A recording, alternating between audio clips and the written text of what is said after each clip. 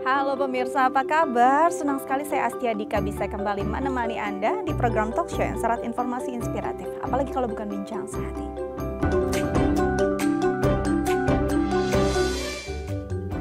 Pemirsa, bincang sehati, kalau bicara tentang jantung ini kan adalah organ yang begitu vital gitu ya untuk tubuh kita, di mana disitulah tempat pemompa darah yang akan menyalurkan seluruh nutrisi, oksigen ke seluruh tubuh. Lalu gimana ya kalau ini terganggu ya? Nah, kalau bicara tentang jantung, yang paling famous kayaknya ya, yang paling sering kita dengar adalah masalah jantung koroner. Ini akan menjadi topik kita hari ini, bagaimana mencegah dan mengobatinya. Tapi sebelum itu kita akan bahas dulu nih mitos atau fakta seputar kesehatan jantung. Yang pertama adalah katanya kopi itu buruk untuk jantung. Ada yang sering bilang jangan keseringan minum kopi, kafeinnya itu bisa memicu tekanan darah berlebih dan membuat ada gangguan pada jantung kita gitu ya. Apalagi kan sering banget nih ada seseorang yang setelah minum kopi itu jantungnya kayak berdebar-debar gitu ya, ngerasa apakah ini terjadi gangguan ketika kita minum kopi? Apakah kafein ini kayak nggak cocok sama tubuh saya? Ini benar apa enggak sih? Mitos atau fakta? Ini akan kita konfirmasi bersama pakarnya ya. Oke, selanjutnya adalah telapak tangan berkeringat pertanda sakit jantung. Nah, ini sering juga kita dengar ya, bahwa katanya kalau orang yang sering telapak tangannya itu berkeringat menandakan kayaknya kamu ada masalah deh di jantungnya. Ini benar nggak sih bahwa ini adalah satu indikator gitu ya yang valid tentang adanya masalah atau kelainan pada jantung yang bisa dilihat dari telapak tangan yang sering berkeringat? Atau ini cuma self diagnose aja nih? Ini juga akan kita tanyakan bersama dokter kita hari ini. Ini benar atau tidak? Ini mitos atau fakta? Oke, selanjutnya adalah nyeri dada pasti sakit jantung. Nah, kalau sudah nyeri di area dada, yang paling identik kita merasa, waduh, ada apa nih dengan jantung saya gitu ya? Ada masalah apa dengan jantung saya? Nyeri dada sebelah mana sih yang bisa mengindikasi adanya masalah pada jantung? Atau sebenarnya ada loh kondisi-kondisi tertentu atau ada masalah kesehatan tertentu yang juga bisa menyebabkan adanya nyeri dada. Jadi apakah nyeri dada selalu berkaitan dengan masalah pada jantung Anda? Nanti kita akan tanyakan ini mitos atau fakta bersama dokter kita hari ini. Oke, selanjutnya adalah anak muda kebal penyakit jantung. Nah, kalau bicara tentang anak muda berarti kan organ-organnya juga masih belia gitu ya, masih bagus-bagusnya nih, apalagi yang di usia produktif. Apakah jaminan ketika usianya masih muda berarti jantungnya juga masih prima? Apa malah justru sebaliknya dengan mobilitas yang tinggi, pola hidup yang juga memang sekarang luar biasa gitu ya, ternyata banyak juga nih yang masih muda jantungnya udah bener-bener kayaknya kondisinya udah nggak 100% prima. Itu juga akan kita tanyakan nih, itu mitos atau fakta, apakah benar atau tidak bersama pakarnya hari ini ya. Oke, selanjutnya adalah penyakit jantung bersifat keturunan. Kalau misalnya orang tua kita punya penyakit jantung, ada kekhawatiran juga nih bahwa kita kayaknya punya potensi nggak ya ketika riwayat itu ada dalam keluarga kita. Apakah ini diturunkan secara genetik ketika orang tua memang punya kondisi jantung yang mungkin jantung koroner atau mungkin ada hal-hal yang abnormal pada jantungnya? Apakah saya juga mengalami hal yang sama? Apakah ini bisa diturunkan? Ini mitos atau fakta? Nanti kita juga akan tanyakan. Kita akan bahas tuntas bersama dokter kita. Tapi harus jeda terlebih dahulu ya pemirsa ya. Jangan kemana-mana, tetap bersama kami di Bincang Sehati.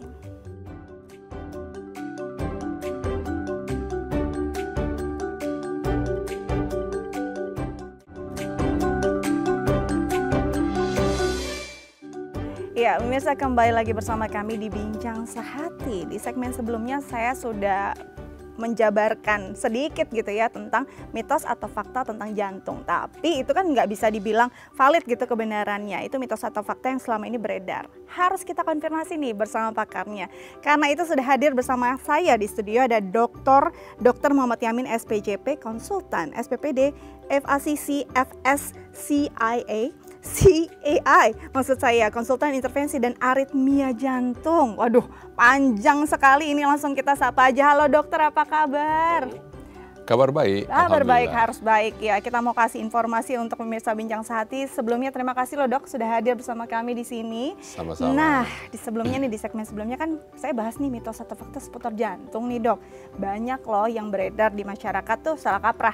Akhirnya suka self-diagnose lah dengan kondisi-kondisi tersebut. Kita bahas satu persatu ya. Itu mitos atau fakta ya dok ya. Oke. Yang pertama nih, mitos atau fakta sih kalau kopi itu buruk untuk jantung. Kadang-kadang kalau habis minum kopi ada sebagian nih yang ngerasa kok kayaknya jantungnya debar-debar kencang gitu ya. Tapi nggak semua kopi gitu. Apakah jenis kopinya atau memang sebenarnya kopi itu bermasalah untuk jantung atau sebenarnya ini tuh mitos belaka? Baik, untuk menjawab itu kita harus ada bukti ilmiah, Mbak Betul. Dika ya. Jadi tahun 2022 itu ada satu penelitian yang dipublikasi yang menyebutkan bahwa 2-3 cangkir kopi sehari itu justru dalam jangka panjang bisa mengurangi risiko serangan jantung dan gangguan irama jantung. Wow. Nah, jadi 2-3 cups itu kan saya kira masih dalam rentang yang normal.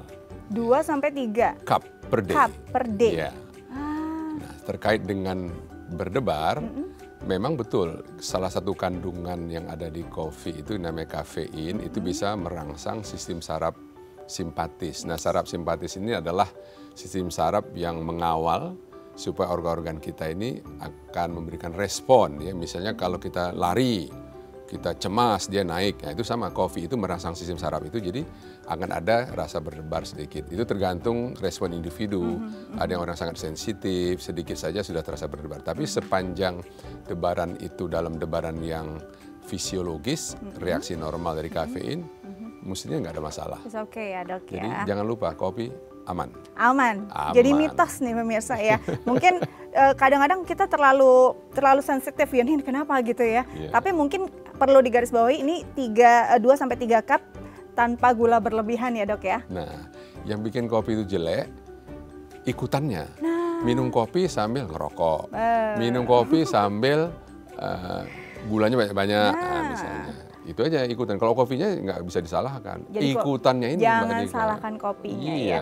Apa yang kamu bawa dari kopi itu gitu Benar. ya. Oke, tolong didengar baik-baik mungkin teman-teman saya ya yang selama ini suka ngopi sambil ngerokok katanya pasangan yang romantis gitu ya. Harus diperlihatkan lagi. Oke, selanjutnya adalah kita sering juga nih bilang bahwa atau mungkin sering dengar kalau telapak tangan sering berkeringat, wah tandanya ada masalah di jantungnya. Kayaknya semua jadi dokter spesialis jantung Iya. gitu ya. Bener nggak sih dok? Mitos atau fakta? Jadi gini, telapak tangan berkeringat itu kalau dalam istilah medis nih Mbak Dika namanya hiperhidrosis. Jadi, nah hiperhidrosis ini sebabnya banyak. Tentu terkait dengan kan di dalam tangan atau kulit kita ada kelenjar keringat ya, yang itu terkait dengan juga sistem saraf dan dipengaruhi oleh sistem-sistem di luar itu, hormon ya. Jadi biasanya hiperhidrosis atau keringat berlebihan ini kalau secara organ bisa karena kelainan tiroid. Jadi kelenjar tiroid produksinya berlebihan. Bisa karena diabetes, karena sistem diabetes juga mengganggu sistem saraf. Bisa misalnya karena gejala-gejala awal menopause. Kemudian bisa karena faktor-faktor psikologis, emosional, ya, stres, depresi, cemas, ya, itu kan bisa juga menyebabkan keringat berlebihan. Tapi hampir jarang sekali kelainan jantung itu keluhannya terlokalisir di tangan aja berkeringat. Oke. Nah, jadi saya kira tidak relevan ya kalau keringat berlebihan di telapak tangan itu dikaitkan dengan penyakit jantung. Jadi sebenarnya nggak relevan, nggak ada korelasinya Ya, juga ya dok. Justru betul. mungkin ada gangguan penyakit yang lain. Yang lain Tapi yang kenapa dibawahnya. bisa terbangun ya dok, paham seperti itu di masyarakat? Ya, mitos itu kan punya riwayat dan sejarah yang Pasti, panjang ya. pasti. Kadang-kadang susah kita mengenali dari mana awal mulanya. Ya, Betul. Kayak telur sama ayam aja ya dok ya. betul. Jadi istilahnya nggak tahu deh asal usulnya dari mana, Ya. tapi bisa dipastikan ini tidak benar atau Ya, mitos, begitu ya mitos, dok ya. ya. Oke, selanjutnya mitos atau fakta nih dok, kalau nyeri dada itu selalu identik dengan jantung. Kadang-kadang mungkin kalau areanya dada udah pasti jantung gitu. Nggak Ya. tahu sebenarnya apakah benar ini masalah jantung atau dari masalah gangguan kesehatan yang lain. Iya. Sebenarnya kalau yang benar-benar identik dengan jantung tuh di mana sih dok? Ya, jadi nyeri dada itu kan salah satu memang disebabkan oleh jantung, tetapi sebenarnya banyak organ yang ada di sekitar dan di dalam rongga dada atau sekitarnya berpotensi menimbulkan keluhan yang sama. Jadi kalau nyeri dada jantung itu deskripsinya ya misalnya pertama lokasi itu bisa yang khas nih Mbak Dika, di tengah, ya di tengah agak ke kiri sedikit, kemudian dipicu oleh kenapa munculnya saat aktivitas fisik. Ya, jalan, naik tangga, buru-buru, atau saat emosional. Nah, kemudian kalau dia istirahat atau tenang, hilang. Nah, terus menjalar, bisa ke lengan kiri, ke leher, ke punggung. Nah, kemudian ada faktor risiko. Faktor risiko nanti kita bahas. Itu yang khas. Itu yang khas ya. Tetapi organ-organ di sekitar sini kan banyak. Yang paling dekat aja misalnya lambung. Betul. Itu pas di kiri, di bawah, di tengah sini. Itu juga berpotensi bikin keluhan yang mirip-mirip itu, yang namanya GERD atau kelainan paru atau kelainan otot-otot dan tulang di sekitar dada.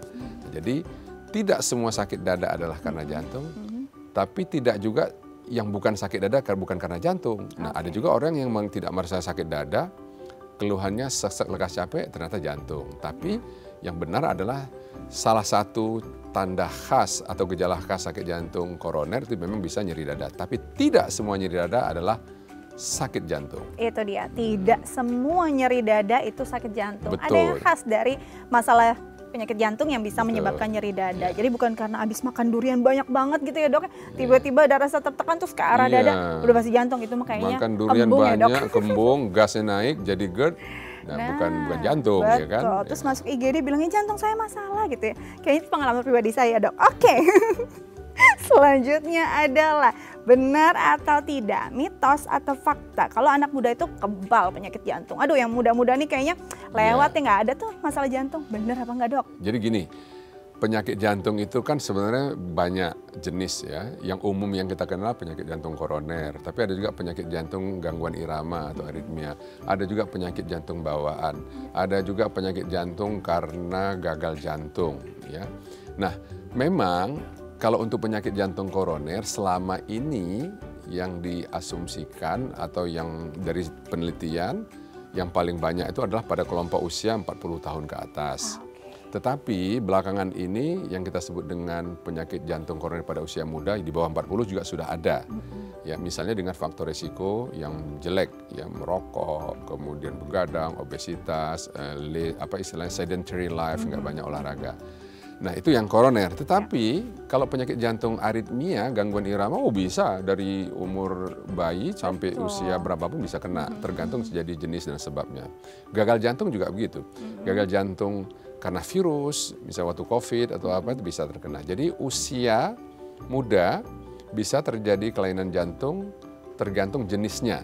Untuk koroner betul ya, rata-rata itu 30 dulu 40 tahun ke atas, tapi sekarang di 30-an 40 sudah banyak juga. Jadi usia tidak menjamin Anda bebas dari kelainan jantung. Nah, ini perlu dicatat nih para Gen Z. Jadi jangan merasa bahwa kayaknya nggak ada nih potensi terkena penyakit jantung ya. Bisa loh, bisa aja itu terjadi. Apalagi kalau kita lihat sekarang pola hidup kan juga udah berubah ya. Teman-teman kita yang masih muda juga udah mungkin tingkat stres tinggi, pola makan nggak benar, pola hidupnya juga kurang baik. Jadi bisa menyebabkan juga masalah jantung. Jadi itu mitos ya. Oke, selanjutnya adalah mitos atau fakta. Kalau penyakit jantung itu bersifat keturunan. Kalau orang tua ada riwayat jantung, anak-anaknya kayak merasa rada masalah nih kalau ada riwayat tersebut, takut kalau misalnya mengalami hal yang serupa. Benar nggak sih dok?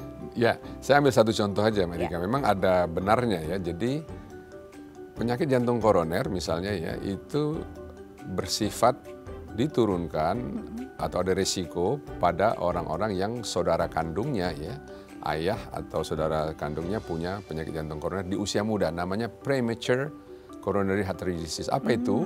Misalnya ayahnya kena penyakit jantung koroner di usia 55 tahun ke bawah.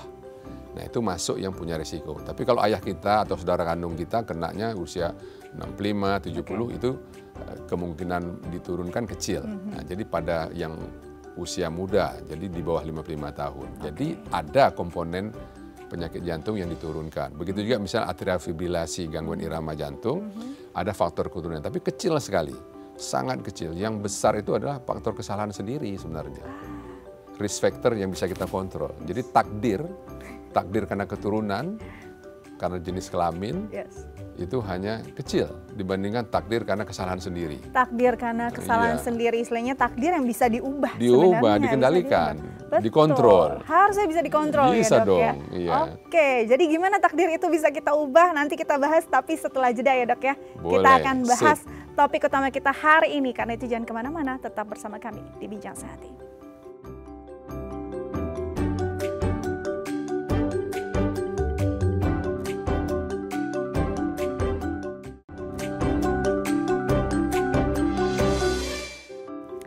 Ya, pemirsa, kembali lagi bersama kami di Bincang Sehati. Kali ini kita akan bahas topik utama kita tentang jantung koroner. Bagaimana mencegahnya, bagaimana juga mengobatinya, atau istilahnya kalau kata dokter, bagaimana mengubah takdirnya gitu ya.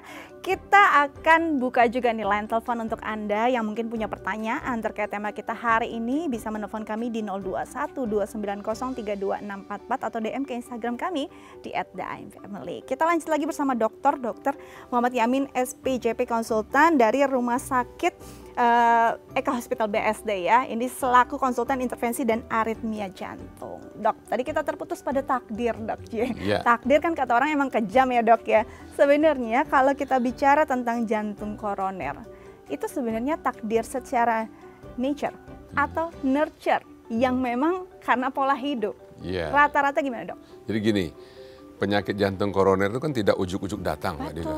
Ya kan, harus ada namanya faktor risiko, risk factors. Faktor risiko itu ada yang bisa dikendalikan, dikontrol oleh yang punya badan, ada yang memang takdir. Nah, yang bisa dikendalikan itu kita sebut aja ya, darah tinggi, merokok, obesitas, kencing manis, kolesterol, kemudian sedentary life, mager anak muda sekarang. Berapa tuh? 6 kan? Nah, yang takdir tuh usia karena kita kan makin tua tentu degenerasi atau kemunduran organ terjadi. Kemudian tadi yang sudah kita bahas keturunan sama jenis kelamin. Laki-laki lebih mudah kena, udah takdir kita. 6:3, coba bayangkan 50%. Artinya lebih banyak peluang untuk menjadi penyakit jantung koroner itu bisa kita kendalikan. Ya kan, jadi tergantung di kitanya sebenarnya. Jadi saya kira prinsip dan mindset ini atau kata paradigma ini harus kita tekankan bahwa Anda untuk muncul atau terjadi jantung koroner itu 70% karena Anda. Karena saya nih, Dok. Karena kita, ya kan, bukan karena takdir. Jadi nggak bisa disalahkan faktor takdir. Gitu kira-kira. Jadi istilahnya bahkan kecil sekali yang disebabkan oleh suatu hal yang sulit untuk diubah. Saya potong sedikit Mbak Dika. Sekarang ada tes genetik ya. Tes genetik itu gini. Ada pemeriksaan lab yang bisa mendeteksi apakah seseorang secara genetik berpotensi untuk kena koroner, kena stroke, kena gangguan irama atau fibrillasi. Nah, rupanya dengan adanya potensi genetik yang dideteksi secara awal, kalau ini disikapi dengan pola hidup yang agresif, membaik secara agresif, ibaratnya saya naik sepeda, terus saya punya radar, ada lubang tuh di depan, karena genetik saya sudah tahu saya akan kena ya. Nah, dari awal kita bisa belokkan tuh, supaya sepeda kita, jalan hidup kita, garis hidup kita tidak masuk ke lubang itu, dengan modifikasi gaya hidup yang agresif. Artinya, faktor genetik yang sudah ada di badan kita, blueprintnya itu bisa kita belokkan untuk tidak terjadi. Bahkan yang sudah blueprint aja bisa kita belokkan ya. Apalagi nggak ada. Apalagi nggak ada. Itu menariknya. Itu menarik ya, kadang-kadang yang nggak ada malah dimodifikasi ke arah yang tidak benar begitu, itu ya tadi Dok ya. Oke, nah Dok, kalau kita bicara tadi kan sebenarnya faktor genetik, suatu hal yang sudah ada, potensinya sudah ada, itu kecil banget untuk bisa orang terkena gangguan pada jantungnya. Tapi kenapa akhirnya orang tidak begitu aware, lalu tiba-tiba sudah dalam kondisi yang sudah dalam perburukan gitu. Apakah memang masih kurang aware atau sebenarnya masih banyak nih masyarakat yang tidak benar-benar tahu fungsi jantung yang begitu vital untuk manusia? Ya, jadi jantung ini kan sebenarnya salah satu organ vital yang fungsinya sebenarnya adalah menerima darah, kemudian memasukkannya ke paru-paru, dibersihkan, dipompa ke seluruh tubuh dari ujung kaki hingga ujung rambut, from head to toe ya. Nah, pompa jantung ini dalam semenit itu dia bisa menghasilkan kira-kira 5-6 liter darah yang bersirkulasi. Nah, pompa itu kan salah satunya harus didukung oleh sistem pemipaan. Nah, pemipaan itu adalah sistem irigasinya.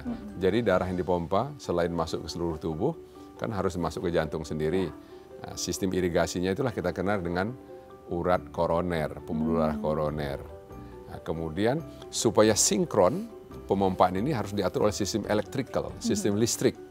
Jadi listriknya harus juga sinkron, selaras, supaya saat dia memompa itu memang timingnya pas, tidak terlalu lambat, tidak terlalu cepat. Nah, jadi sistem listrik, pompa, piping atau irigasinya itu bekerja secara simultan dan baik, selaras. Nah, itu kira-kira. Jadi koroner itu adalah irigasinya, pipanya, Mbak Nika. Ya. Pipanya. Jadi kalau misalkan kena jantung koroner berarti pipanya tuh karatan. Karatan tuh ya. Karatan. Gimana caranya pipa tersebut bisa karatan? Itu tadi Mbak Dika, kan faktor risiko yang sudah saya sebut tadi. Betul. Misalnya, kita itu dilahirkan pembuluh kita itu mulus, seperti kertas putih yang bersih, polos. Ya. Yang membuat dia menjadi berkerak, dikit-dikit itu tadi, ya, obesitas, ya, kemudian kolesterol naik, merokok, tentu ada faktor lain, ya, penyakit-penyakit penyerta kencing manis, hipertensi. Tapi sebenarnya kan seperti penyakit hipertensi dan diabetes misalnya, itu kan sekarang pengobatannya juga sudah modern, ya. Ada obat, ada lifestyle, kombinasi. Nah, itulah kombinasi beberapa faktor risiko tadi membuat tumpukan plak lemak itu lama-lama sedikit-sedikit menjadi bukit. Nah, pada satu titik dia menjadi sumbatan yang menghambat pasokan oksigen tadi, nutrisi yang sudah Mbak Dika sebutkan. Nah, itu dia awal mulanya. Jadi ada faktor resiko, risk factor, yang membuat plak itu terbentuk di dalam dinding pembuluh darah jantung. Nah, Dok, sampai ada plak di sana, biasanya ini terjadi menahunkah? Iya. Atau bisa juga nih, walaupun tadinya pola hidup sehat, tiba-tiba di tahun ini gaji kurang ya Dok, stres gitu ya, akhirnya pola hidup berubah banget gitu. Jadi kaum mager juga kata dokter tadi kan, akhirnya bisa tuh dalam 1 tahun terakhir saja bisa menyebabkan jantung koroner, atau sebenarnya enggak? Memang pola hidup yang sudah menahun-nahun. Ya, jadi memang berapa rentang waktu yang bisa menimbulkan plak itu ya? Kalau setahun cukup ya. Cukup ya Dok. Cukup, kalau memang faktor risiko itu banyak. Ya kan? Nah, sekarang ini memang tadi Mbak Dika menyinggung soal pola hidup di zaman sekarang ini ya. Jadi selain sedentary life yang tidak banyak mobilisasi, mager ya, kita juga tahu bahwa akses ke kemudahan terhadap makanan ya itu juga berpengaruh. Ada satu penelitian menarik ini di Melbourne. Apa tuh Dok? Jadi mereka melihat dari satu daerah residensial, daerah hunian, dilihat jarak ke beberapa restoran dan kemudahan. Nah, ternyata pada daerah yang mudah mengakses restoran, saya ingin mengatakan sekarang kan mudah banget mengakses makanan, hanya dengan telunjuk dan jempol datang. Itu angka serangan jantung lebih tinggi loh. Lebih tinggi Dok? Ya, daripada daerah yang aksesnya tidak. Nah, kita belum pernah meneliti ini kan berapa kemudahan atau angka peningkatan serangan jantung atau penyakit jantung sejak zaman main telunjuk tadi. Makanan datang dengan jempol dan telunjuk. Itu belum ada. Istilahnya ya, makanan menghampiri kita ya Dok ya? Iya, dengan mudah. Dengan mudah. Iya. Dulu kan masak dulu atau jalan dulu ya gitu kan ya. Nah, ini nggak ada, malah kayaknya mageran sambil nonton Netflix ya, makanannya datang. Jadi salut sih buat teman saya yang hari ini udah 11.000 langkah tuh luar biasa. Mungkin dia nggak ada potensi kena jantung ya Dok, mudah-mudahan ya. Nanti kita lanjut lagi, tapi kita harus jeda ya Dok ya. Pemirsa jangan kemana-mana, tetap bersama kami di Bincang Sehati.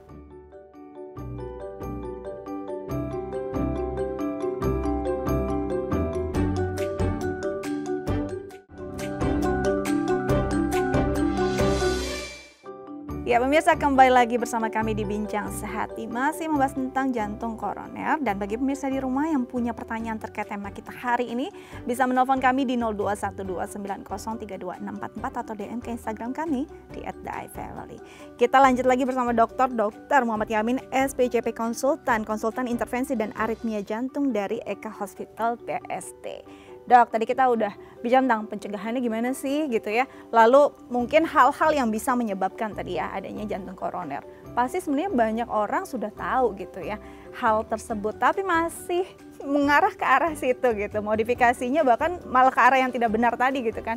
Sebenarnya apakah perlu sampai seseorang mengetahui dirinya sudah terkena jantung koroner, atau sebenarnya bisa dikenali sejak awal? Gejalanya apa sih dok biasanya? Ya, kalau sampai timbul gejala dalam konteks pencegahan tuh rada terlambat. Betul. Tapi nggak apa-apa, kita terlambat dalam fase yang awal masih baik. Jadi gejala seperti saya katakan tadi, gejala penyakit jantung koroner, karena penyakit jantung koroner itu adalah penyumbatan pada pembuluh darah yang memberi makan otot jantung. Maka gejala yang paling khas itu adalah nyeri dada ya, yang dipicu saat aktivitas fisik atau emosi. Karena waktu kita aktivitas fisik, buru-buru naik tangga di airport, tergopoh-gopoh, itu kan kerja jantung mendadak naik secara atau mendadak meningkat. Nah, pada saat meningkat itu terjadi kebutuhan oksigen otot jantung yang berlebihan. Nah, pada suplai atau pasokan yang terganggu karena sumbatan, maka suplai atau pasokan itu nggak cukup.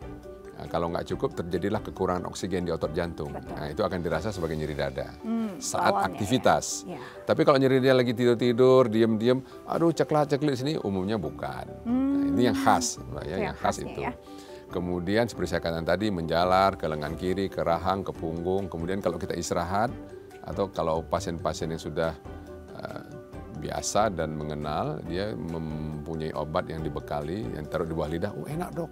Nah itu khas. Betul. Tetapi memang tidak semua nyeri keluhan jantung ini khas. Pada orang tua, orang dengan diabetes kadang-kadang nggak terasa Mbak Dika, bukan nyeri dada, dia rasa kayak ngap aja atau nggak lega nafasnya, bukan sakit dada. Nah, tadi seperti saya katakan, misalnya pada orang tua dan yang penyakit diabetes. Tapi di luar itu yang khas itu tadi yang sudah saya jelaskan tadi. Oke, itu yang khas ya dok ya. Nah, kalau dibicara tentang tadi sudah sampai di gejala, berarti ini istilahnya kalau tingkatan dia sudah masuk ke tingkatan medium kah, atau sebenarnya hal-hal yang masih awal? Ya, nah gejala tentu tidak bisa dijadikan patokan pasti untuk seseorang itu divonis sebagai penderita penyakit jantung koroner. Tapi gejala itu kan menjadi sinyal awal. Alarm ya dok ya? Alarm, sinyal awal untuk kita harus melakukan pemastian. Nah jadi kalau kita sudah punya gejala yang khas tadi, ayo kita pastikan dulu, ya kan, untuk supaya kalaupun ada, kalau kita mengenalnya pada stadium yang stabil, yang dini, tentu nanti manajemennya, tata laksananya akan lebih mudah, lebih murah, dan lebih aman. Bayangkan Mbak Dika ya, orang datang misalnya pada saat sumbatan jantung sudah ada, tetapi stabil. Nah tentu kita bisa atur nih, apa strategi yang terbaik. Dibandingkan seorang datang dengan sakit dada hebat dalam bentuk serangan jantung. Nah, kalau dalam serangan jantung itu kan hitungannya minutes by minutes. Betul. Untuk bisa menyelamatkan jantung dan nyawanya dalam keadaan yang tergopoh-gopoh.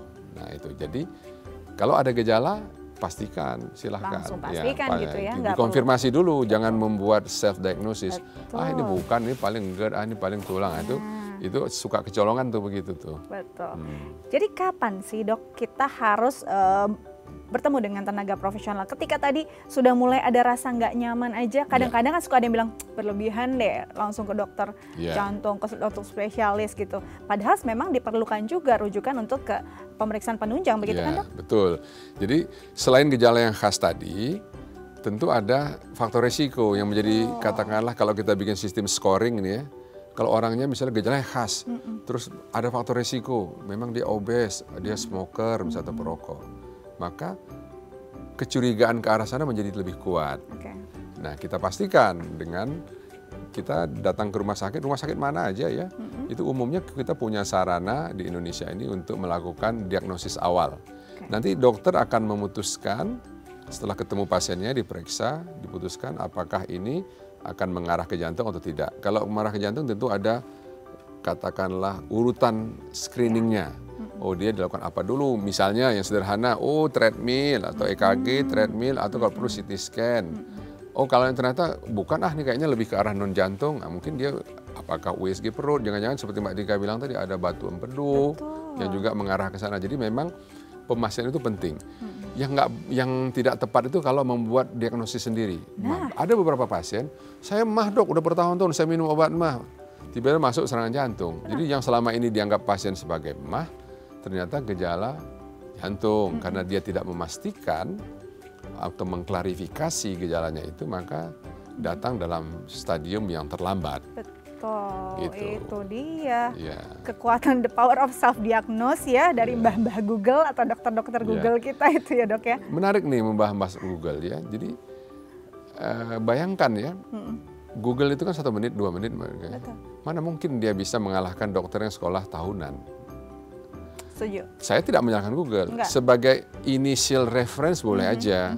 Tapi untuk dijadikan sebagai katakanlah keputusan akhir, setelah saya Google, saya bukan jantung, itu kurang tepat. Kurang tepat. Jadi nggak mungkin Google bisa mengalahkan dokter yang sekolahnya tahunan. Apalagi berdasarkan pengalaman pasien, karena bisa sifatnya sangat individual juga ya dok ya? Ya, variasi manusia itu unik. Tidak bisa sama dengan mesin. Ya. Manusia itu uniknya itu adalah ada karakteristik yang tidak bisa disamaratakan, walaupun ada yang secara general sama. Tapi obat aja, kita beli obat, kita kasih obat yang obat A pada pasien yang berbeda, responnya bisa beda-beda. Karena memang dinamika sel, sistem saraf, organ tubuh orang-orang itu beda-beda. Sangat individual, walaupun secara general dari penelitian itu responnya akan sama, tapi tidak tertutup kemungkinan sebagian kecil pasien memberikan respon berbeda. Jadi kalau pengalaman sih boleh di-share, tapi saya kira kalau kita tidak yakin atau katakanlah masih tidak mendapatkan klarifikasi terhadap satu gejala, ya bagusnya kita konsul ke tenaga profesional untuk dipastikan. Itu dia. Jadi nggak bisa langsung saja cari istilahnya solusi sendiri ya dok ya, nggak mungkin. Ya. Apalagi dari pengalaman teman atau pengalaman yang ada di mungkin di dunia maya. Karena ya itu tadi manusia unik, variasi gejalanya juga bisa berbeda-beda. Bahkan ada yang mungkin nggak merasa kenapa-napa, ternyata sudah kondisinya sampai udah serangan jantung ya dok ya. Oke, nah berarti apa yang biasanya harus dijalani atau penanganan pertama ketika seseorang wah sudah dipastikan nih pemeriksaan penunjangnya sudah jelas arahnya jantung koroner. Biasanya pengobatan apa sih yang dijalani dok? Ya jadi penyakit jantung koroner ini kan seperti saya katakan tadi, mekanismenya adalah terjadinya plak yang menyumbat sehingga terjadi kekurangan pasokan oksigen. Nah, ada kriterianya ya, kriterianya itu di samping gejala tentu beratnya. Ya, beratnya. Kalau misalnya sumbatannya sudah berat di atas 70%, menimbulkan gejala dan kita yakin gejala itu terkait dengan sumbatan itu tentu harus dilebarkan. Ya kan? Sebelum dilebarkan biasanya kita kasih obat-obat dulu Mbak Dika. Obat-obat yang dipakai yang untuk bisa mengurangi kebutuhan oksigen jantung, melebarkan sedikit urat jantung yang suplainya ke sana, itu bisa dikasih. Nah, obat-obat ini harus diberikan secara optimal. Nah, kemudian dievaluasi. Nah, kalau dengan obat-obat ini gagal mengurangi gejala tadi yang kita sebut dengan nyeri dada angina, ya, nah, maka kita harus pilih tata laksana yang lebih canggih. Nah, caranya adalah tentu kalau obat-obat gagal kita bisa melakukan pelebaran urat jantung yang tersumbat tadi. Ya, teknologinya banyak. Bisa dengan teknik intervensi. Intervensi itu kita memasukkan alat, kemudian dipotret, lalu sumbatan itu dipecah dengan balon dan dipasang gorong-gorong atau stand. Atau kalau berat, banyak, ya kompleks, kita bisa lakukan bedah pintas koroner atau orang awam menyebutnya operasi bypass. Intinya harus terjadi saluran atau suplai atau pasokan oksigen yang kembali normal pada otot-otot jantung. Ya karena memang yang terganggu di salurannya, di pipanya itu memang harus ada intervensi ke arah sana juga ya dok ya? Betul. Entah dilebarkan, atau di bypass. Betul. Tapi obat dulu bisa obat, kalau gagal kita lalu pilih 2 teknik tadi. Ya. Baik. Nah ini bicara pengobatan, pastinya memang akan selalu istilahnya diupayakan sesuai juga dengan kondisi pasien. Tapi kan dokter pastinya nggak 24 jam bersama pasien begitu kan ya dok ya? Apa yang harus dilakukan selain memang pengobatan? Apakah memang harus ada tadi dokter bilang modifikasinya nih secara agresif? Penting. Apa tuh dok? Modifikasi agresif tadi? Modifikasi gaya hidup atau bahasa kerennya lifestyle modification itu adalah satu kesatuan yang melekat pada cara pengobatan lain. Jadi nggak boleh, pokoknya saya sudah minum obat, terus yang lainnya saya suka hati, saya masih makan, katakanlah makanan yang berkolesterol tinggi, nggak bisa. Jadi kerjasama pasien dokter itu harus terbangun, Mbak. Harus kita sepakat dulu. Oke, sekarang Bapak punya penyakit jantung koroner atau Ibu punya penyakit jantung koroner, ayo kita tangani bersama. Ada peran pasien, ada peran dokter. Peran pasien apa? Itu tadi, yang 7 tadi yang dikendalikan itu, Mbak Dika. Dia harus punya semangat dan motivasi untuk mengubah gaya hidupnya. Tidak boleh hanya mengandalkan dokternya, memberi obat, terus gaya hidup tidak diubah, sia-sia. Jadi akan gagal. Jadi kita bersinergi, hands in hands, bergandengan tangan. Ayo kita sama-sama nih Bu, Bapak. Nah, jadi nggak boleh cuma ngalin dokternya doang, pasiennya harus aktif. Jadi dokter dan pasien harus sama-sama pegang sinergi. Komitmen, berkomitmen juga ya, nggak cuma ya udah dok seminggu ini, besok berbulan-bulan ya. Jadi pemirsa gitu, harus ada komitmen sebagai pasien juga, nggak cuma pasangan aja, sama dokter kita juga harus komit ya. Jangan sampai semuanya terserah dokter aja gitu. Sebelum kita lanjut dok, ada pertanyaan dari DM Instagram dari @agus, saya bacakan ya dok ya. Selamat pagi dokter, ayah saya usianya 75 tahun, punya riwayat jantung koroner. Setiap sebulan sekali, ayah saya rutin kontrol. Seminggu lalu sewaktu kontrol, ayah saya disarankan pasang ring. Saya ingin bertanya, apa dampak pasang ring bagi tubuh dan hal-hal yang perlu diperhatikan sebelum tindakan tersebut? Terima kasih. Jadi disarankan pasang ring, apa sih side effect-nya dok? Jadi tindakan pemasangan stent jantung itu adalah satu teknik untuk melebarkan pembuluh darah. Nah, tekniknya itu sebenarnya invasif tapi tanpa pembedahan. Jadi dimasukkan melalui sela kaki atau dari tangan, kemudian dilebarkan dan dipasang. Nah, setiap tindakan tentu ada risk, Mbak Dika ya. Risknya apa? Nah, risknya tentu bisa terjadi misalnya tujuannya melebarkan. Risknya ada tentu. Risknya apa? Misalnya risknya bisa aja misalnya saat dilakukan pemelebaran terjadi bekuan setempat bisa, atau misalnya lecet pembuluh darahnya, atau yang jarang terjadi misalnya katakanlah terjadi penyumbatan ulang di waktu yang lama atau yang dekat. Tapi semua itu tentu kecil ya, sekitar 1%. Nah, terkait dengan keamanan prosedur terhadap pasien tentu individual. Kalau misalnya usia 75 tahun, fungsi ginjal bagus, fungsi pompa jantungnya bagus, most likely atau sebagian besar itu akan aman dengan risiko yang kecil. Jadi memang risiko tindakan itu banyak faktornya, faktor pasiennya menentukan juga. Tapi kalau seperti Bapak misalnya walaupun 75 tahun tapi misalnya ginjalnya baik, pompanya optimal, insya Allah sih kecil risikonya. Insya Allah kecil risikonya, lebih banyak benefit daripada risikonya ya. Oke, semoga ini bisa jadi persiapan juga ya sebelum memang benar-benar akhirnya menghadapi tadi pemasangan ring entah ring baru atau ring yang memang baru pertama gitu ya dok ya. Oke, nah dok, kalau kita bicara lagi tentang kondisi sampai dengan pemasangan ring, apakah apa sebenarnya yang bisa membuat seseorang bisa ada ring selanjutnya? Ya, itu tadi sumbatan itu bisa terjadi di tempat lain di luar yang dipasang ring atau di dalam ring yang lama. Nah, faktornya banyak. Mbak Dika ya, faktor kalau kita bahas satu-satu itu panjang. Nah, tapi seperti saya katakan tadi, sebagian faktor itu tentu selain faktor teknik dan lain-lain, faktor kepatuhan pasien terhadap obat dan terhadap tadi gaya hidup sehat tadi. Betul. Nah, itu berkontribusi. Misalnya ya, orang sudah kita pasang ring.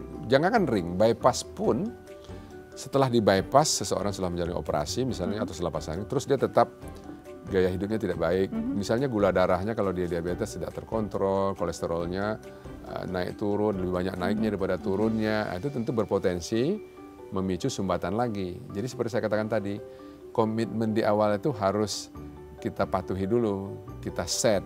Oke, kita sama-sama menjaga Bapak nih, nggak boleh hanya dokter atau rumah sakit, tapi keluarga dan pasiennya juga harus ikut. Jadi sinergi inilah yang membuat bisa tahan lama, bisa berlangsung lama dan bisa awet apa yang kita cita-citakan. Jadi sinergi dokter, pasien, bahkan keluarga pasien yang sebagai support sistemnya ya, yang bisa mengingatkan si pasien di rumah ini penting. Jadi jangan mentang-mentang sudah pasang ring, wah hidup bebas gitu, nggak kayak gitu juga. Nanti kita lanjut lagi nih dok ya, tapi kita harus jeda terlebih dahulu. Jangan kemana-mana pemirsa, tetap bersama kami di Bincang Sehati.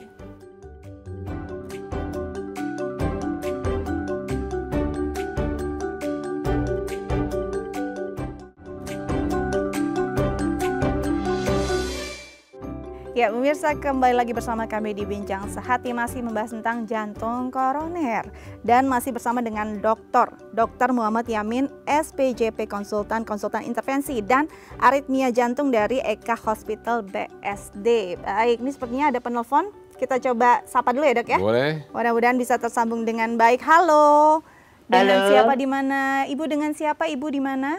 Ibu Salika di Ponorogo. Baik, Ibu silakan dengan pertanyaannya, Bu. Ya, Silakan, Bu. Ibu mau bertanya apa? Silakan. gini, saya mau tanya gini, Dok. Ya. Saya itu katanya dokter kan sakit jantung, kira-kira sudah 5 tahun. Nah ini, iya, ini kan saya sudah merasakan tidak ada sesak, ya biasa-biasa saja, ya. Lalu, Bu? Tapi hanya saya itu sekarang tuh mudah capek gitu aja. Sok-sok perut itu mual-mual gitu. Ibu sakit jantungnya, kata dokternya sakit jantung apa, Bu? Koroner memang. Ya, itu gimana, Dok? Maaf, Baik. Ibu. Katanya sakit jantung itu loh klepsnya bocor. Oh gitu. ya, baik. oke, Ya, baik. baik, Terima kasih. Ya. Ibu usia berapa, Bu? Boleh tahu? Iya, itu kan dulu sebelumnya itu saya belum pernah sakit jantung. Itu ceritanya gini, Dok ya. Ceritanya gini, saya itu kan operasi batu empedu. Oke. Ya, Ya. setelah dioperasi itu saya itu batuk-batuk terus. Nah, terus itu saya sama dokter bedah itu dirujuk ke dokter paru. Oke. Nah, Iya. rujuk ke dokter paru itu katanya dokter paru kan sudah sembuh ya batuk saya, terus dirujuk ke dokter jantung. Oke. Iya. Jadi riwayatnya seperti itu ya, Bu ya? Oke. Baik, kita coba jawab ya, Setelah Bu ke ya. dokter jantung itu terus diperiksa jantung semuanya itu ya EAG itu. Ya sudah. Nah, Baik, kita coba jawab, Ibu. Terima Ya. kasih, Ibu dari Ponorogo. setelah itu Iya, saya baik. dinyatakan kalau apa? Baik, jadi kira-kira seperti itu Ya. ya. Ini sepertinya mungkin ada gangguan teknis jadi delay juga ya. Ya. Dokter sudah dapat gambarannya ya. Dapat Kira-kira gambaran, ya. gimana, Dok? Jadi memang spektrum penyakit jantung itu luas. Tadi kan kita fokus di koroner ya, Mbak Dika. Tapi ada juga kelainan jantung yang disebut dengan kelainan katup. Jadi kan antara bilik dan serambi itu, kemudian dari serambi ke urat darah yang besar ada klep yang hubungkan antara dua ruang itu yang kita sebut dengan klep katup jantung. Nah, katup jantung ini bisa mampet, bisa bocor oleh berbagai sebab. Bisa karena penyakit jantung reumatik, bisa karena koroner juga. Nah, kalau terjadi kebocoran tentu tergantung derajatnya. Pada derajat yang ringan biasanya tidak menimbulkan gejala yang bermakna.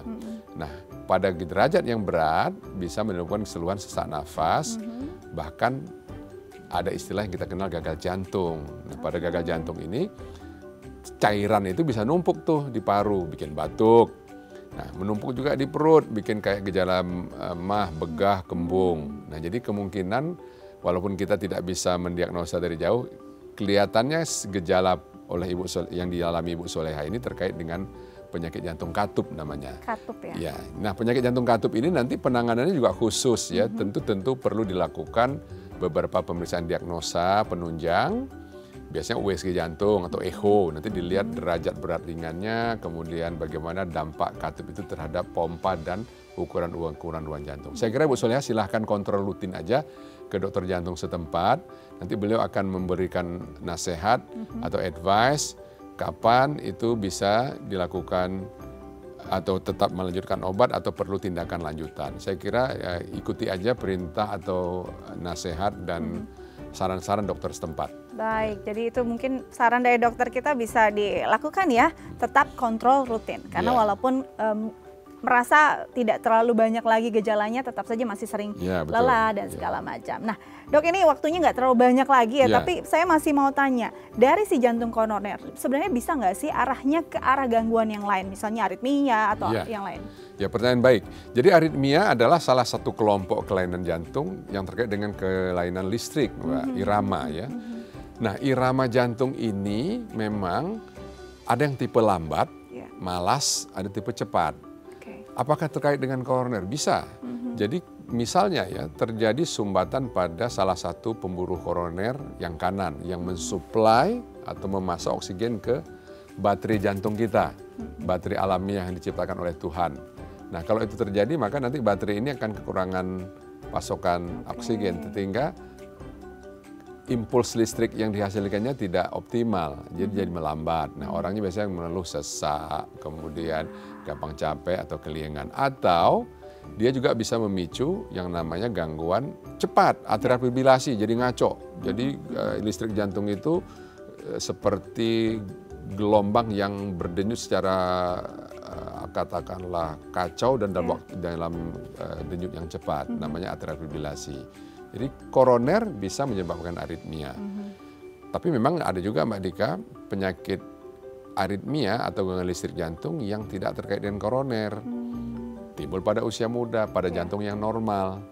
Ya, misalnya penyakit ekstrasistul atau premature ventricular contraction itu bisa.